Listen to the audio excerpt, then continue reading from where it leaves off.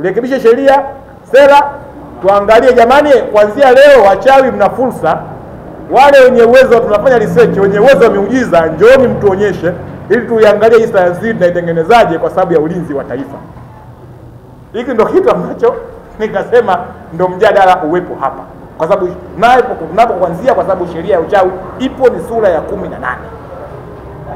Sasa nikasema ndugu zangu waandishi, hebu mimi na nyinyi sasa tuibue mjadala, tuibue hii hoja.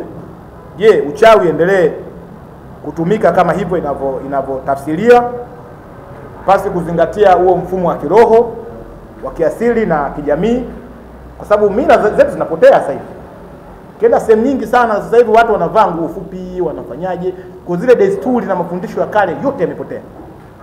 Wazee wetu kwa mfano, kuna baadhi ya watu wengine kabisa mpaka leo hii ambayo hata ukifanya tafiti nyingi inakubalika kwamba kuna mwingine amepata ajali ya mguu, anaweza akaenda Kigoma, mitishamba tu mguu kanyoka akakaa vizuri, kwamba kuna tiba za jadi ambazo wao wameitafsiri kama maarifa haya ni uchawi, kwa sababu haina uthibitisho wa kimaabara kwa mujibu wa mtazamo wa kimagharibi. Ndio changamoto iliyokuwa hapa. Changamoto ni mtazamo tu unaithibitishwa wa kimaabara wa kisayansi kwa mtazamo wa kimagharibi, lakini ni sayansi tu si halisia, ambao ulikuwa uthibitisho wake ulikuwa ni wa kijamii, kwamba kinafanyika kitu, mtu anaona kitu kimefanyika. Kama unaumwa homa, studa mpiga mabani kamili, ukinywa hapo kesho umepona, kazi inaendelea. Kwa uthibitisho wake ulikuwa ni ule wa kijamii, unapewa kitu ukinywa, maisha yanaendelea. Kwa hiyo ilikuwa yana mambo ya kimaabara, uende kule ukashike microscope usijue ufanyaje. Vitu hivi sisi tulikuwa hatuna. Kuna wengine walikuwa na darubini zao za asili. Kuna wengine watembezi, nadhani sisi wengine ambao tumekulia Uswahilini au tumekulia vijijini. Mwafrika na darubini yake, watu walikuwa na uwezo ambao walikuwa wanasema amri chonganisha au amri haramu. Wanaziita hivyo katika sheria ya uchawi. Si ndio? Kwamba unaenda pale, mtu anaweka chungu maji, bwana nimeibiwa, unamwona mwizi wako huyo hapo. Baada kwa hiyo ilikuwa kuna haya maarifa, ingawa kuna wengine wanadanganya, kuna wengine zina ukweli, lakini sasa tuanzishe kitu kipya, kuchunguza hichi kitu kwamba sheria ya uchawi tunayo. Haya maarifa ya asili, je, yanapingwa na sayansi? Ambapo maarifa ya asili hayapingwi na sayansi, bali ni sura nyingine ya uelewa wa binadamu ambayo sayansi haijaelezea bado. Kwa hiyo inahitaji sasa tufungue ukurasa mwingine. Kwa mapendekezo yetu ni serikali irekebishe hii sheria ya uchawi, kuitafsiri kwamba uchawi sio kosa.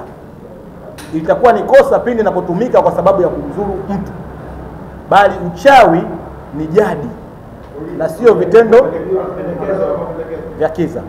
Pendekezo yetu ni nini? Kitu cha kwanza tunasema kwamba ni vyema sasa hii sheria ikafanyiwa marekebisho. Tusitafsiri uchawi kama kosa, tukashindwa kutofautisha au kutenganisha baina ya uchawi wenye madhara na jadi isiyokuwa na madhara, jadi yenye kutibu, jadi yenye kuleta kinga, jadi yenye kuleta amani. Kwa ni vyema sheria hii sura ya 18 ifanyiwe marejeo kama hayo, kutenganisha uchawi madhara na uchawi usiokuwa na madhara. Na tuseme wazi wazi kwamba uchawi sio vitendo vya kiza, bali ni tamaduni ya Mwafrika asilia. Tanzania tuandike historia mpya ya kitaifa na kimataifa ya kutengeneza sayansi yetu ya ndani, kwa sababu ya kuisha mifumo yetu ya ulinzi ambayo ilikuwa ikifanyika na mababu, waganga wa jadi, wazee wa kimila na walinzi wa jadi. Pendekezo yetu ni nini? Kitu cha kwanza tunasema kwamba ni vyema sasa hii sheria ikafanyiwa marekebisho. Tusitafsiri uchawi kama kosa, tukashindwa kutofautisha au kutenganisha baina ya uchawi wenye madhara na jadi isiyokuwa na madhara, jadi yenye kutibu, jadi yenye kuleta kinga, jadi yenye kuleta amani. Kwa ni vyema sheria hii sura ya 18 ifanyiwe marejeo kama hayo, kutenganisha uchawi madhara na uchawi usiokuwa na madhara. Na tuseme wazi wazi kwamba uchawi sio vitendo vya kiza, bali ni tamaduni ya Mwafrika asilia. Tanzania tuandike historia mpya ya kitaifa na kimataifa ya kutengeneza sayansi yetu ya ndani, kwa sababu ya kuisha mifumo yetu ya ulinzi ambayo ilikuwa ikifanyika na mababu, waganga wa jadi, wazee wa kimila na walinzi wa jadi. Kitu kingine, kuundwa tume ya kitaifa ya maarifa asilia kwa usalama wa taifa. Kwa ni lazima hapa tume pia iweze kuundwa. Kitu kingine ambacho nataka kushauri ni kuwepo kwa mfumo wa majukwaa ya kitaaluma ya maonesho ya hekima za asili kwa udhibiti wa kisheria. Kama tulivyosema, sasa hivi historia tunafanyaje? Unapoteza. Sasa hivi mara nyingi tunakwenda kwenye hizo historical sites kwa sababu ya kwenda kuonesha wanafunzi kwamba hapa walikuwa wachawi wakichomwa, hapa kuna mambo fulani yalifanyika, lakini hatuelezi kiunaga ubaga, je, uchawi ni kitu gani? Jadi ni kitu gani?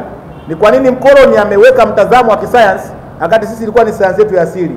Hii tiba anaitumia yeye na sisi ina tofauti gani? Kwa hivi vitu ambavyo tukasema vielezwe kinaga ubaga. Lakini kitu kingine, kuwepo kwa viongozi wa kiroho na wa kimila, kwamba sasa viongozi hao wa kiroho na wa kimila waweze kutusaidia, kwa sababu viongozi wa kiroho nao wanaamini katika nguvu ambayo isiyoonekana. Tunasema ni Roho Mtakatifu. Kwa baadhi ya dini wanasema ni uwezo wa Roho Mtakatifu, kwamba unaomba kwa Mungu, mimi na mimi kuna Mungu, tunaomba basi Mwenyezi Mungu akushia muujiza, analeta uponyaji.